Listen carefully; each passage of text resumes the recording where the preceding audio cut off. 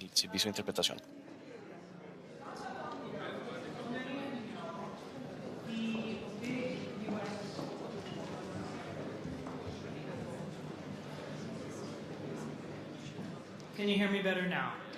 ¿Me pueden oír? Empecemos nuevamente. Muchísimas gracias por no dejarnos. Soy Mary Louise Kelly, soy la anfitriona de un programa de la emisora NPR y últimamente hemos hablado mucho acerca de Venezuela por motivos obvios. Hasta ahora, durante su segundo término, el presidente Trump, como bien sabrán, ha estado imponiéndose en el hemisferio occidental. Ha dicho más o menos que Estados Unidos puede hacer lo que quiera en su patio trasero. Hemos visto lo sucedido con Groenlandia y Venezuela, y ahora la pregunta es, ¿ahora qué va a suceder? Y este no es un capricho para la Casa Blanca. Forma parte de la estrategia de seguridad de Estados Unidos. Se publicó hace unos 3 meses. Y esa estrategia habla acerca de cómo Estados Unidos va a recuperar su preeminencia en el hemisferio occidental. Con lo cual, voy a invitar a 4 personajes del hemisferio occidental a que suban al podio, al escenario. Bienvenidos.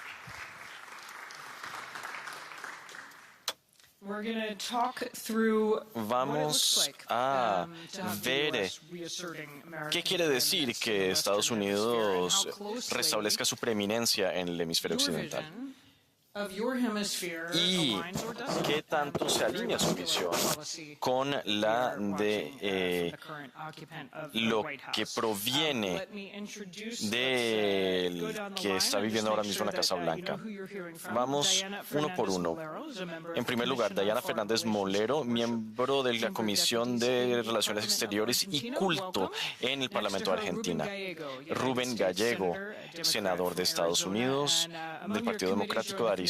Y usted está en el Comité para Seguridad y Asuntos del Gobierno. Paulo Rangel, el ministro de Estado y de Asuntos Exteriores de Portugal. Y Arnoldo André Tinoco, ministro de Asuntos Exteriores y Culto de la República de Costa Rica. Empecemos con Venezuela. ¿Ustedes apoyan lo que acaba de hacer Estados Unidos en Venezuela? ¿Extraer a Nicolás Maduro? ¿Lo apoyan? ¿Sí o no? Es una pregunta difícil de contestar. Yo vengo de Buenos Aires, Argentina, donde hay muchos exiliados venezolanos. Sus hijos van a la escuela con los míos. Compartimos mucho. Compartimos una vida con ellas. El 6 de enero ellos estaban cantando en las calles porque estaban muy aliviados, y esa es la perspectiva que debemos tener en cuenta, porque a veces hablamos acerca del orden multilateral basado en las normas y dejamos a un lado o ignoramos al pueblo. Estas organizaciones ayudan a estas personas, y eso es algo que tenemos que tener en cuenta. Se intentó hacer las cosas por vía democrática.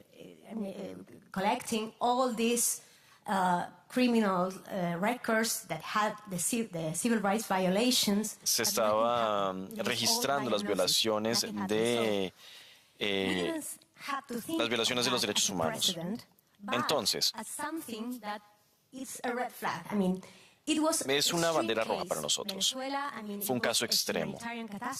Venezuela era una catástrofe humanitaria y no es un precedente.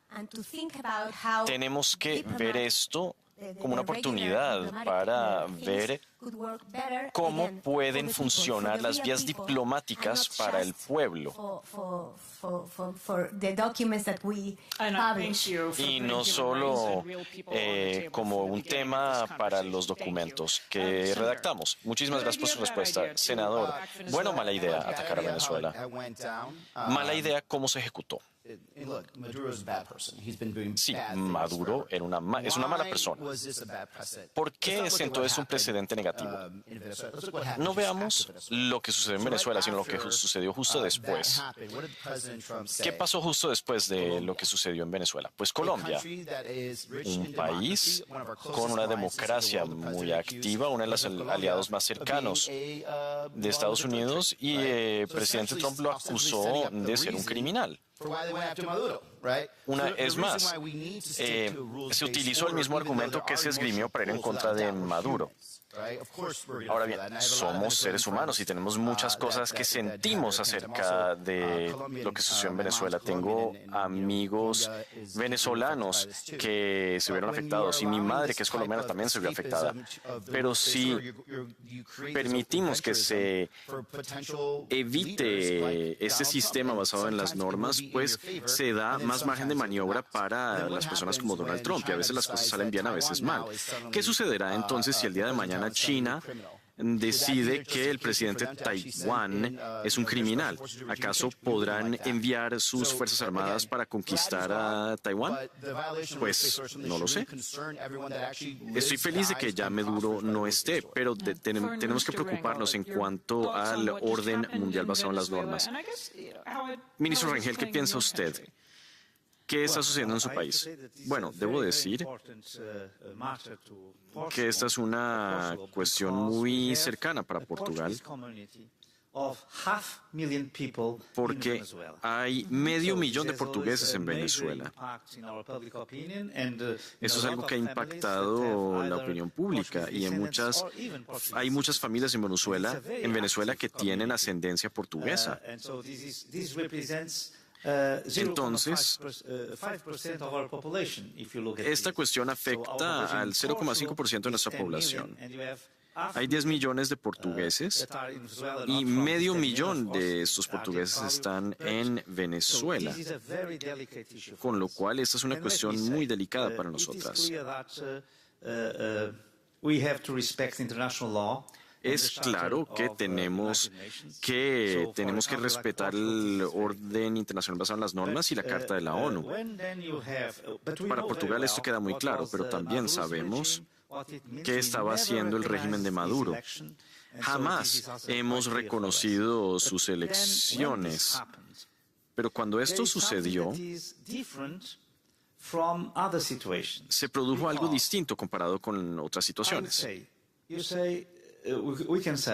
Podemos decir que se violó el derecho internacional. Muy bien. Ahora, ¿cómo vamos a reparar esta violación? Nadie está diciendo que Maduro debería volver a ser presidente de Venezuela. Esto quiere decir que para Portugal, que tiene 500.000 personas en Venezuela que pertenecen a la comunidad portuguesa o que tienen ciudadanía portuguesa, pues tenemos que pensar en el futuro. Ahora mismo es fundamental garantizar una transición hacia la democracia y que Venezuela pueda recuperar su soberanía. Estamos mirando hacia el futuro. Queremos que se pongan en práctica arreglos que restaurarán la democracia y la soberanía de Venezuela.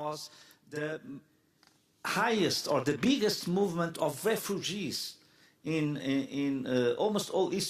sí, es cierto que se produjo uno de los movimientos de refugiados más grandes de la historia, sobre todo en el continente americano. Y eso fue producto del régimen americano, venezolano, mejor dicho. Es importante que estas personas puedan volver a Venezuela, que tiene todas las condiciones, reúne las condiciones necesarias para ser un país muy próspero. Entonces, así es como vemos lo que sucedió en Venezuela en enero. Entonces sí, se violó el derecho internacional. Pero la manera de recuperar las cosas o de arreglar las cosas no es traer a Maduro de regreso. Las cosas no son tan blanco y negro como lo dicen a ciertas personas. Entonces, hay quienes dicen que para restaurar el derecho internacional deberíamos traer de regreso a Maduro. Eso no es cierto. Señor ministro, le daré la respuesta, le daré la oportunidad de responder esta pregunta. Y también quiero ir más allá de Venezuela. ¿Usted qué piensa acerca del precedente que se está sentando? Si usted está en Panamá, ¿está mirando las cosas con cuidado? Bueno, cuando se habla de Venezuela, debo recordarles a todos que 8 millones de venezolanos se fueron del país. La mayoría pasaron por Costa Rica, que se encuentra entre Panamá y Nicaragua. En 2023 y 2024 hemos recibido 520,000 migrantes que pasaron de Venezuela a Nicaragua por Costa Rica. Y el 70% de estos migrantes eran de Venezuela.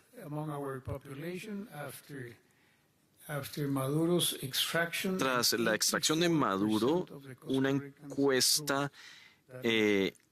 reveló que el 84% de los costarricenses estaban a favor de lo que hizo Estados Unidos.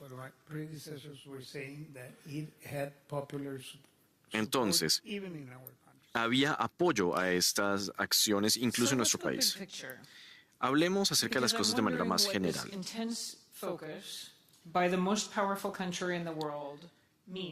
Me pregunto qué quiere decir lo que está haciendo este país más potente del mundo para ustedes. ¿Qué quiere decir para ustedes la doctrina Don Rogue, tal y como lo llama el presidente Trump? Veamos cuáles son las oportunidades.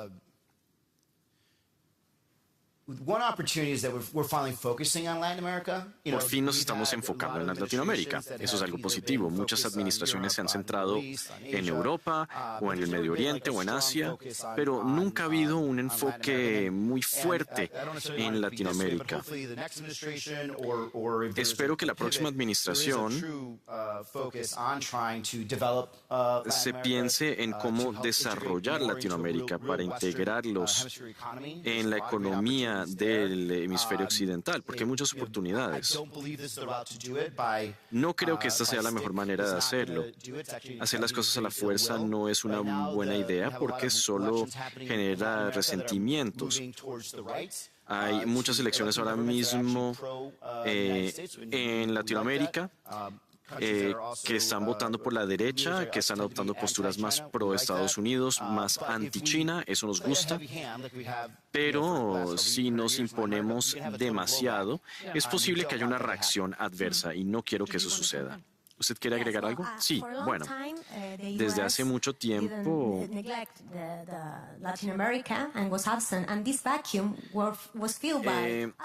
Estados Unidos ignoró a Latinoamérica y este vacío fue llenado por otros actores que no creían en la democracia necesariamente. Así que es muy buena noticia que Estados Unidos esté mirando hacia Latinoamérica. No soy especialista en seguridad, pero soy economista. Y siempre tengo esta perspectiva centrada en la economía. Cuando las instituciones fracasan, la seguridad se deteriora. Y si las instituciones fracasan, hay menos inversión y hay más pobreza. Y esto permitirá que se afiancen las organizaciones criminales. Y nada de eso nos gusta. Y lo que sucede en el hemisferio también afecta a Estados Unidos. Con lo cual, los intereses de Latinoamérica están en un proceso de convergencia con Estados Unidos y esa es una oportunidad. Por ejemplo, ¿qué está sucediendo en Argentina? Esto se debe tener en cuenta. Hemos firmado un acuerdo de libre comercio de inversión, pero este acuerdo también fortaleció las instituciones y las cadenas de valor y de suministro. Esto redunda en beneficio de Argentina, pero también de toda la región y de todo el hemisferio. Muy bien. Usted está diciendo entonces que es positivo que Estados Unidos le esté prestando más atención a Latinoamérica, aunque también hay aspectos negativos y a nadie le gusta un bravucón. Ustedes seguramente han oído en esta conferencia que Europa está pensando en cómo defender sus intereses y sus valores, cómo repensamos nuestra relación con Estados Unidos. ¿En sus países se están produciendo conversaciones similares? There is a shift, of course, in points of interest between the previous Sí, hay diferencias en los intereses entre la administración actual y la anterior. Hemos identificado 3 temáticas de interés: la migración, el crimen organizado y el narcotráfico, y la inversión china en las áreas de seguridad o en la infraestructura crítica de nuestro país. No tenemos ningún problema con Estados Unidos en este sentido. Nuestra política que precede a la presidencia de Donald Trump coincide con esa posición. Dice que tenemos problemas con el narcotráfico y con la ayuda de Estados Unidos estamos haciendo todo lo posible para esterilizar nuestras exportaciones de frutas para que no contengan drogas. Y ahora hay más estadounidenses viviendo en Costa Rica que costarricenses viviendo en Estados Unidos. Es decir, el problema se ha invertido. En cuanto a la inversión rusa, hemos adoptado una posición en cuanto a las redes 5G. Hemos establecido que los proveedores tienen que venir de países que firmaron la Declaración de Budapest sobre la cibercriminalidad. China no forma parte de estos países y, por lo tanto, ha sido excluida de estos procesos de contratación. Y la cooperación en este sentido está yendo muy bien. En nuestro caso específico, el 50% de los turistas que recibimos vienen de Estados Unidos. El 50% de nuestras exportaciones están destinadas a Estados Unidos. Y un porcentaje muy alto de la inversión extranjera proviene de Estados Unidos. Nuestra economía, entonces, está integrada casi totalmente con la de Estados Unidos. ¿Cómo ve usted todo esto? Usted es europeo, pero también forma parte del hemisferio occidental. ¿Cómo ve usted lo que se está diciendo? ¿Acaso hay algún país que está por encima de la ley? Portugal es un miembro fundador de la OTAN.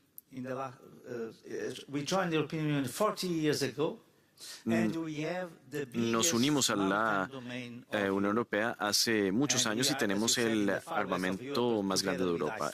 Y también estamos en el hemisferio occidental junto con Islandia. Entonces, todo lo que atañe a Estados Unidos y al Atlántico forma parte de nuestra política exterior. Ahora, quiero resaltar que esta doctrina sobre el hemisferio occidental ha tenido un impacto en Europa. Y antes Europa no quería aceptar esto, pero ahora sí. Se está aceptando que Europa debe responsabilizarse de su propia defensa y por lo tanto están invirtiendo más en la defensa, porque Estados Unidos dice que hay que cuidar el Pacífico, hay que cuidar el hemisferio americano, así que ustedes deben estar responsables de su propia seguridad. Y esto puede sonar muy agresivo. Pero hoy en día los europeos ven esta postura como algo positivo. Ahí se puede ver una paradoja. Europa está cada vez más unida por esta doctrina, porque ahora reconocemos que tenemos que cuidarnos nosotros mismos. Entonces el impacto positivo de todo esto es algo que quiero resaltar, y esto es algo que no se preveía a la hora de hablar acerca de esta doctrina o de esta estrategia geopolítica. Europa se va a ocupar de su propia defensa y esto nos va a unir e integrar más. Y esto es algo positivo. Pero no es análogo. La Unión Europea ha tenido siglos y siglos de guerras. Latinoamérica no ha tenido una guerra desde la guerra entre Bolivia y Paraguay. Desde hace muchos años la democracia ha pasado entre diferentes partidos. Así que sí, queremos o tenemos intereses comunes. Queremos excluir a China, por ejemplo. Queremos garantizar la seguridad de estas como los telescopios en Argentina. Pero como no tenemos esa postura de defensa con respecto a Latinoamérica, como lo tenemos como Europa, tenemos que observar las cosas desde ese otro punto de vista, a saber, la colaboración económica.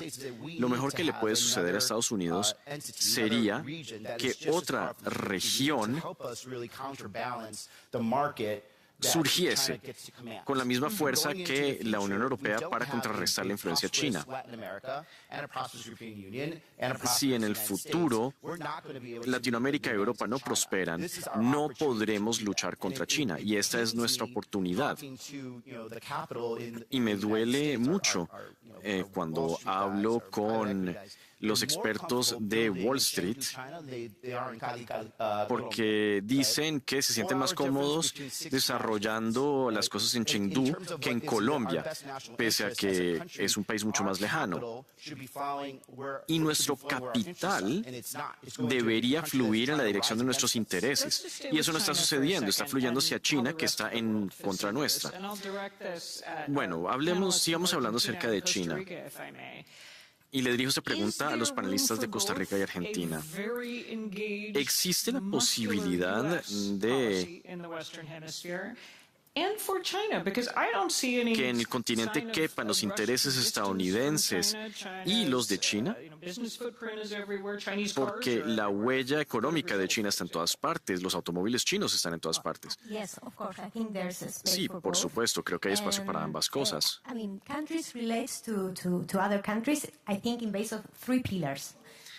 Y las cosas están vertebradas en torno a tres pilares. La geopolítica. Es necesario tener una relación muy buena con los vecinos y con las grandes potencias del mundo. Y eso es algo que no cambia con el tiempo. Y luego están los valores. ¿Con qué países nos queremos relacionar en función de nuestros valores? ¿Con cuáles países queremos tener un anclaje institucional? Y esto es lo que sucede con la democracia occidental. Y luego existe la dimensión del comercio y la inversión. Eso es mucho más mutable. Por ejemplo, hace 20 años China no era un actor pertinente para América Latina, pero ahora sí lo es. Y en ese sentido tenemos que implicarnos activamente para conseguir el mayor beneficio posible para Argentina y los argentinos. Y creo que podemos establecer unas líneas rojas muy claras. Por ejemplo, la infraestructura crítica. Es necesario contar con normas claras, con transparencia. Hay espacio para todos y para la Unión Europea. in Latin America led European La implicación en Latinoamérica por parte de la Unión Europea hizo que fuera más fácil firmar el acuerdo entre Mercosur y la Unión Europea, y esto redunda en beneficio de las democracias del mundo occidental, porque nos estamos centrando en los valores. Hemos perdido muchas cosas, pero podemos recuperarlas con este tipo de acuerdos. ¿Qué piensa usted, señor ministro? Bueno, todos los países interactúan entre sí.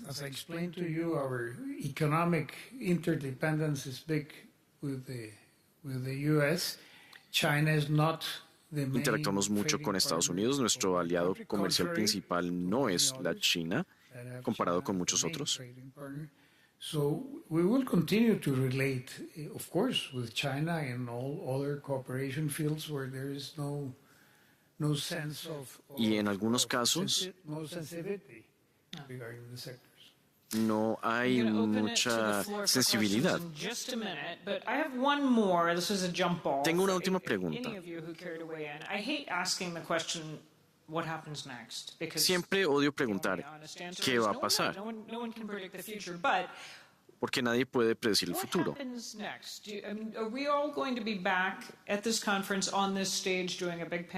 ¿Qué va a suceder en el futuro? ¿Acaso vamos a volver a este panel a discutir acerca de algo? Porque eso es lo que va a suceder. Lamentablemente, si Marco Rubio consigue lo que desea,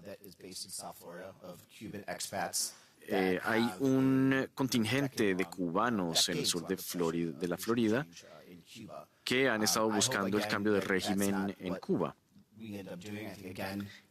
Y no quiero que se termine haciendo algo similar en Cuba. Incluso ahora hay cosas que se están llevando a cabo que no me gustan. Espero que el próximo presidente tenga un enfoque verdadero en Latinoamérica. Antes del 11 de septiembre, George Bush Jr. estaba contemplando enfocarse más en Latinoamérica.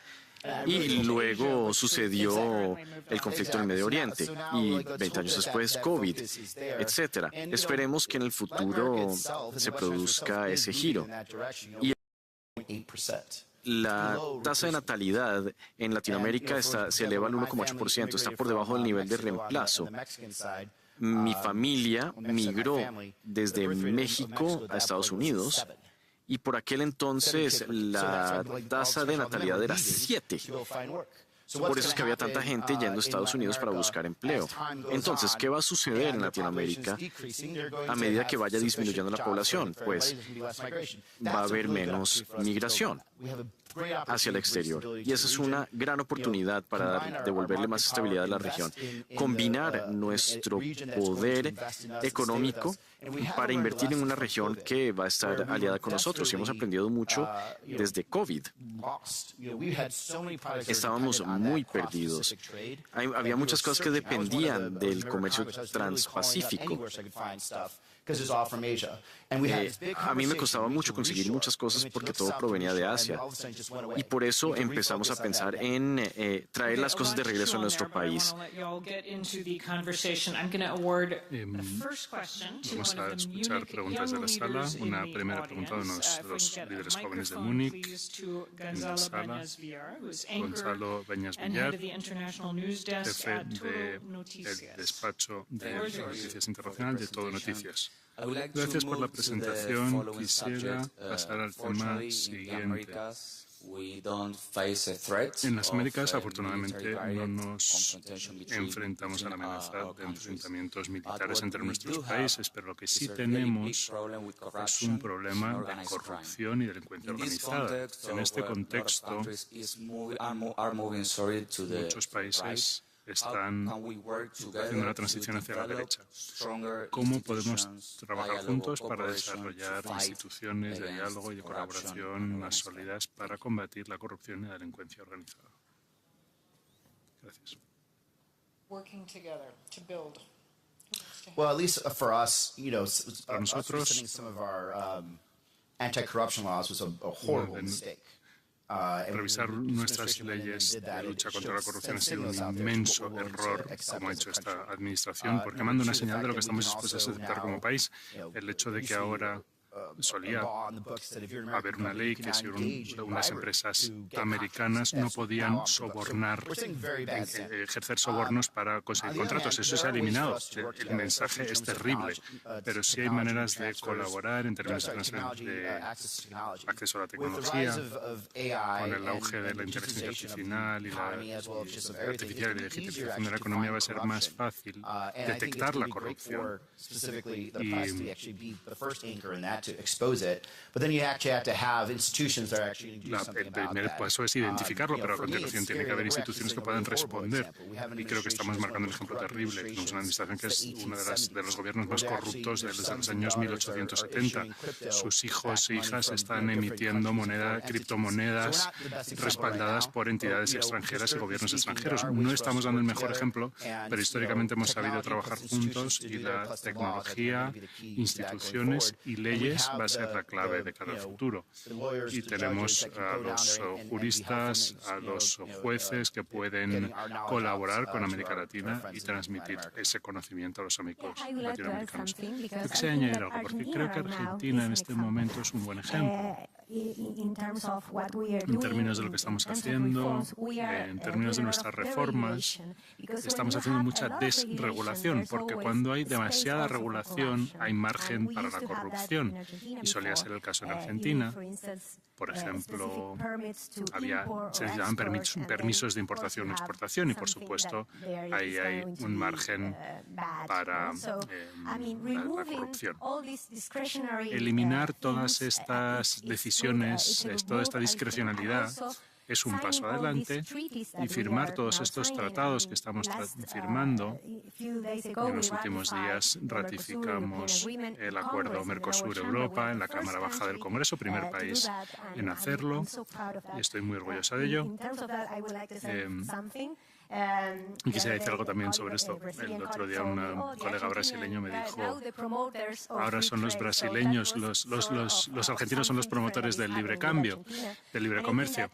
Y esto es algo que está cambiando en Argentina. Todos estos nuevos acuerdos, el Estado de Derecho, estamos incorporándonos a la OCDE. Todo esto nos puede ayudar a evitar la corrupción y también a darle la autonomía al pueblo en Argentina y libertad para la población. Me parece muy importante. La pregunta que se me plantea una y otra vez, oigo comentarios sobre el Estado de Derecho y la democracia y por qué es tan importante.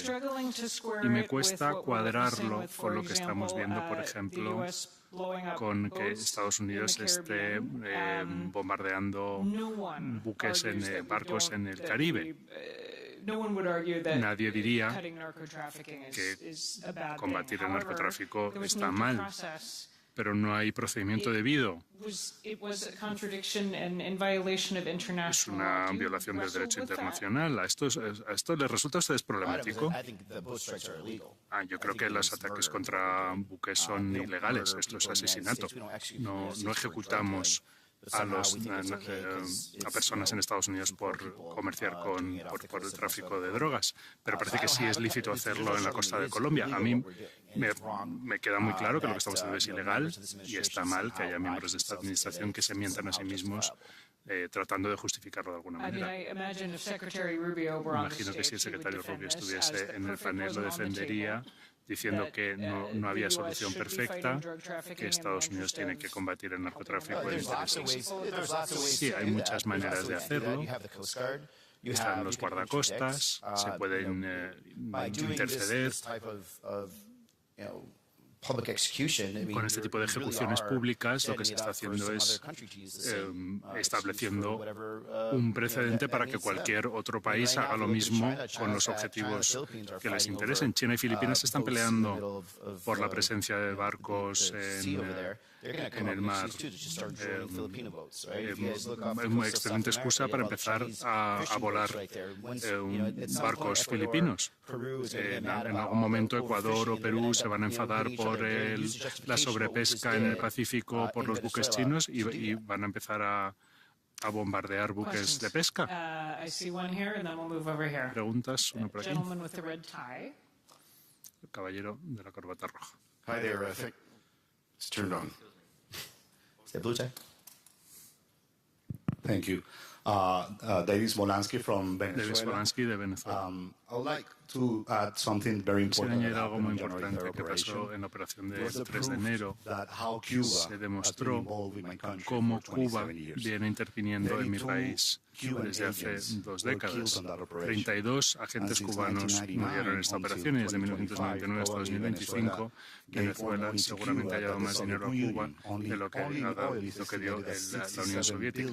63.000 millones solamente en petróleo a cambio de un aparato represor muy sofisticado. Mi pregunta es, cuando hay una dictadura con 67 años de historia, como en Cuba, 27 años en Venezuela, se ha intentado todo, diálogos, negociaciones, manifestaciones, elecciones.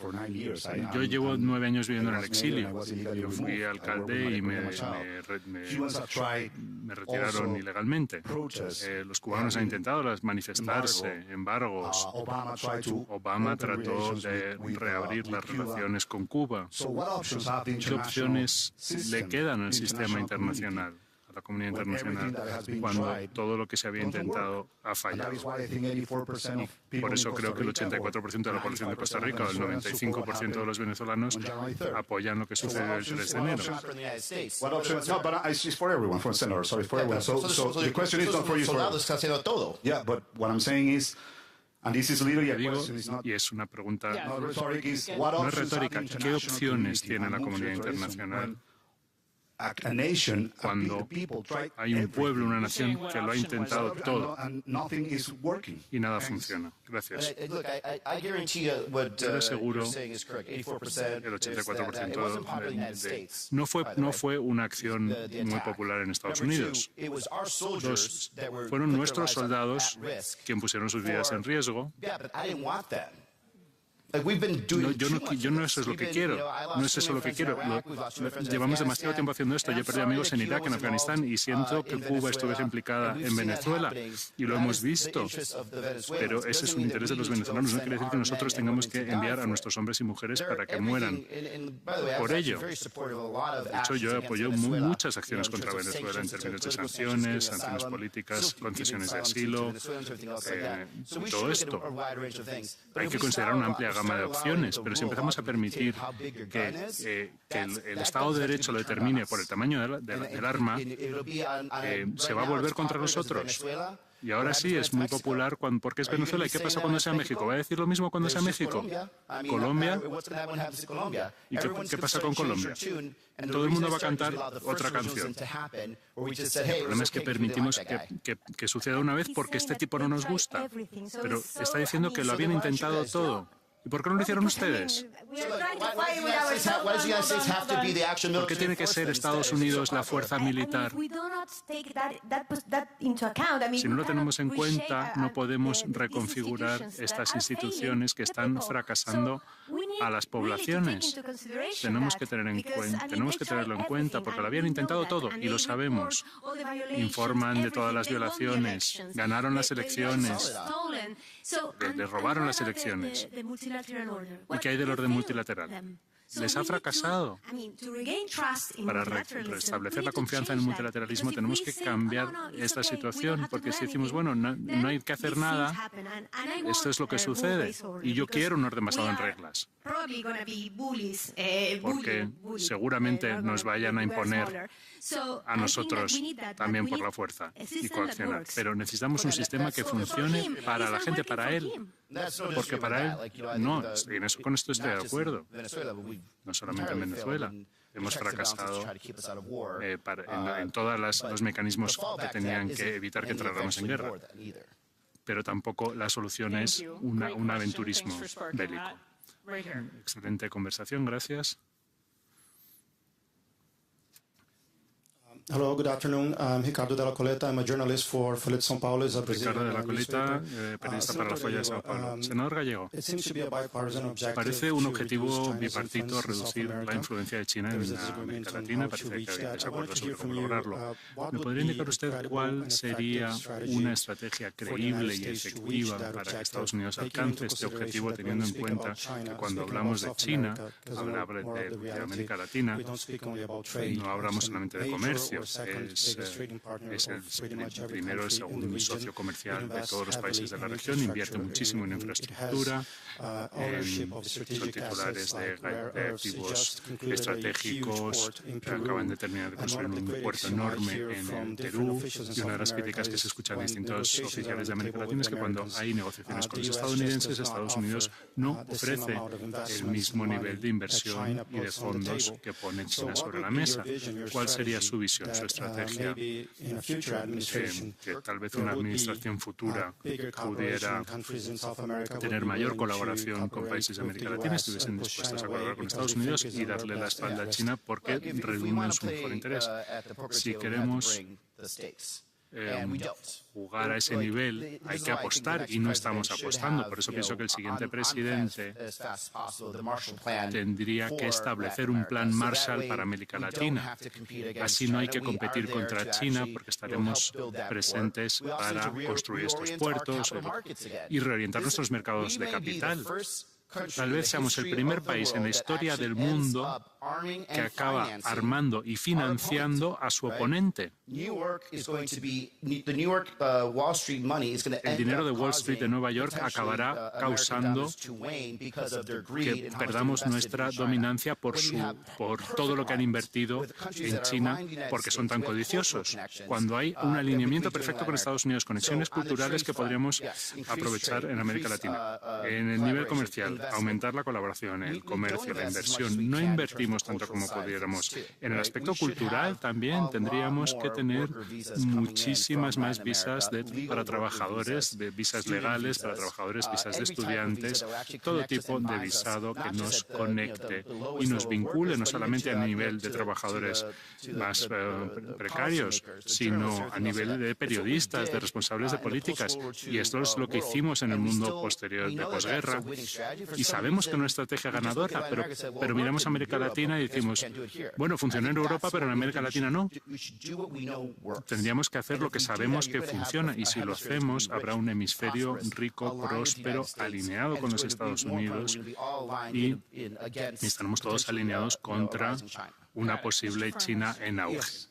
Ministro, diré sencillamente que cuando miramos a la competencia que viene del Pacífico y en concreto de China, la única respuesta que podría sustituir este papel creciente de la economía china en América Latina y también en Europa, en todas partes, es tener una red de acuerdos de libre comercio, como tenemos ahora entre la Unión Europea y Mercosur, para utilizar la palabra portuguesa, y lo mismo sucede con Estados Unidos. Y es ahí donde Europa tiene inmensas diferencias con la administración Trump. Es en torno al proteccionismo, porque si hay un mercado común o algo parecido entre las dos riberas del Atlántico y América del Sur, Central, del Norte y el continente europeo, y en el futuro África Occidental, pero esto llevará un tiempo, en ese momento habrá un espacio preferencial en el que podremos competir con China, con las economías emergentes del Pacífico. La respuesta seguramente sea exactamente la contraria, con menor proteccionismo, con mercados libres. Si lo podemos hacer, una geografía competitiva que le dará al Atlántico, de nuevo, preeminencia, al menos para equilibrar el Atlántico con el Pacífico. Yo quisiera contar con un mercado desde el Atlántico Antártico hasta el Atlántico Ártico. Ese sería mi sueño. Pero cuando ese sueño aunque ese sueño no se cumpla, podemos mejorar las cosas. Contar con un acuerdo comercial entre Estados Unidos y las Américas, los distintos mercados americanos, con la Unión Europea, esta será la mejor solución para poder decir que estamos reduciendo la competencia tan agresiva de otras potencias que están emergiendo a día de hoy. Ha sido un intercambio de opiniones fascinante, es un hemisferio grande, por lo tanto hay muchísimas opiniones. Gracias por estas conversaciones tan acaloradas. Se nos acaba el tiempo, disculpas, no podemos escuchar más preguntas. Ladies and gentlemen, the program in the main conference hall will continue at 6:30 with a panel discussion, 3 years of devastation, ending the war in Sudan. Ladies and gentlemen, we'll continue at 6:30 p.m. in the main conference hall with a panel discussion, 3 years of devastation, ending the war in Sudan.